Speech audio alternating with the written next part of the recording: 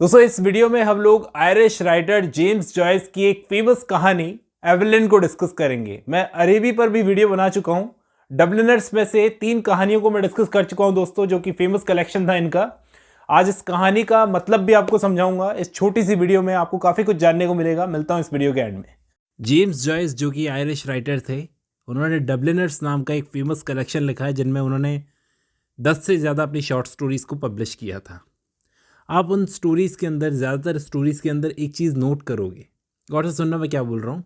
कहानी के जो मेन कैरेक्टर्स होते थे, प्रोटैगनिस्ट जिनको हम बोलते हैं, उनको अचानक से रियलाइज़ होता है कहानी के एंड में अपनी रिस्पॉन्सिबिलिटीज़ का, कि हम जो ये कर रहे हैं ये सही है या गलत है। चाहे आप इनकी कहानी अरेबी पढ़ लो, बहुत फेमस है, चाहे एवेलिन पढ़ लो। आज हम एवेलिन को डिस्कस करेंगे जो कि फीमेल पर्सपेक्टिव से लिखी हुई है। कुछ क्रिटिक्स का ऐसा मानना है कि ये जो शॉर्ट स्टोरी है एवेलिन, इसका नाम इन्होंने थॉमस मोर की पोएम एवेलिन बोवर से लिया है। तो कुछ बोलते हैं कि एक उस टाइम पर पोर्नोग्राफिक मैगजीन चलती थी, उसमें एक फीमेल कैरेक्टर थी, उसका उसके बाप के साथ में कुछ रिलेशन था, तो वहाँ से उठाया है। कहीं से भी इन्होंने नाम उठाया हो, हम लोग कहानी डिस्कस करते हैं।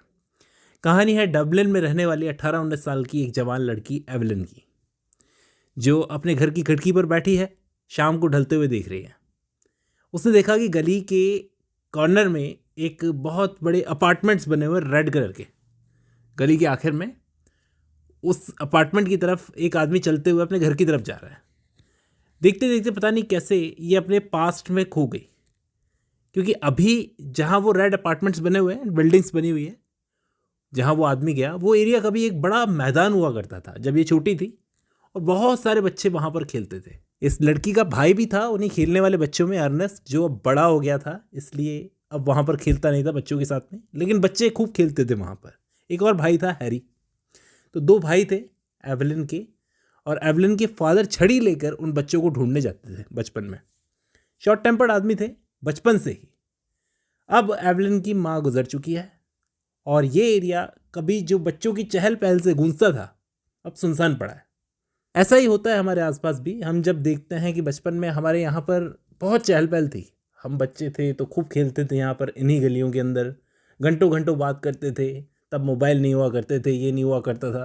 देखो ज़माना बदलता है तो बड़े बूढ़े गुजर जाते हैं उन्हीं गलियों के, और बच्चे जो हैं वो करियर में कुछ करने के लिए बाहर चले जाते हैं। एवेलिन ने भी ऐसा ही देखा, बड़े बूढ़े तो गुजर चुके थे उन गलियों के, और बच्चे बड़े होकर कमाने बाहर चले गए थे, लेकिन ये यहीं पर रह गई थी। एवेलिन यहीं रह गई थी, बाकी सब निकल गए थे, इसे भी यहाँ से निकलना था। तो ये अपने घर में पड़ी पुरानी चीज़ों को देखती हुई सोचती है कि क्या मैं जो करने जा रही हूँ वो सही है या गलत।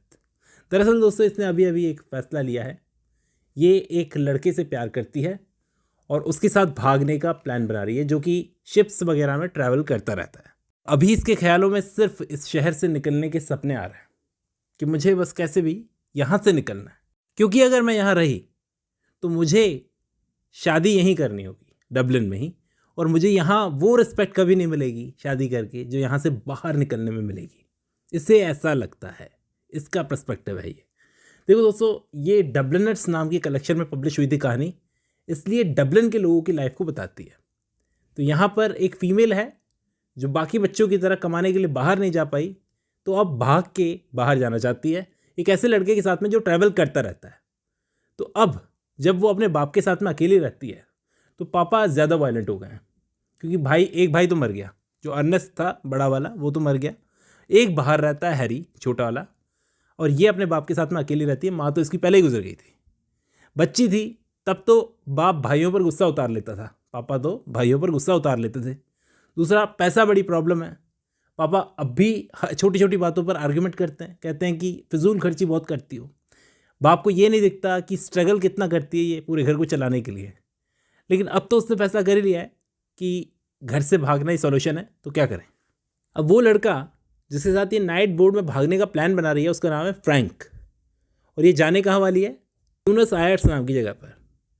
फ्रैंक इसकी नज़र में एक बहुत अच्छा लड़का है जो बहुत ट्रैवल करता है, और काफ़ी कहानियाँ भी सुनती है उसकी, ये ट्रैवलिंग की, तो एक्साइटमेंट होती है, दिलचस्प भी लगता है वो आदमी। लेकिन क्या इतना काफ़ी है किसी को पसंद करने के लिए, उसके साथ भाग जाने के लिए? क्या इतना काफ़ी है?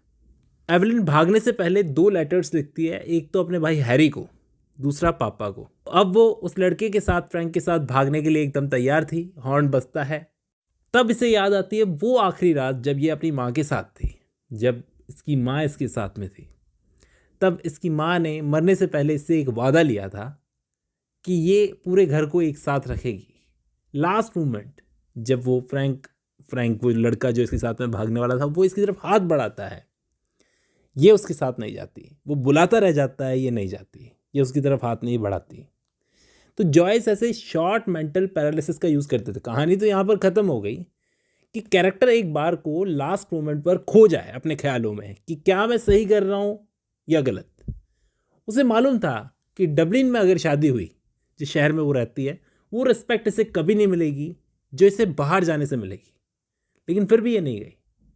तो ये जो टेक्निक जेम्स जॉयस अपनी कहानियों के एंड में यूज़ करते थे, इसे एपिफेनी कहा जाता है दोस्तों, अचानक आत्मज्ञान होना। और यही चीज़ आप इनकी शॉर्ट स्टोरी अरेबी में देखोगे। उम्मीद करता हूँ आपको इस छोटी सी वीडियो से ये कहानी समझ में आई होगी। आज की इस वीडियो में बस इतना ही। अब जब आपने ये वीडियो खत्म कर लिया तो मैं उम्मीद करता हूँ आपको कहानी समझ में आई होगी। चलिए आज के लिए बस इतना ही।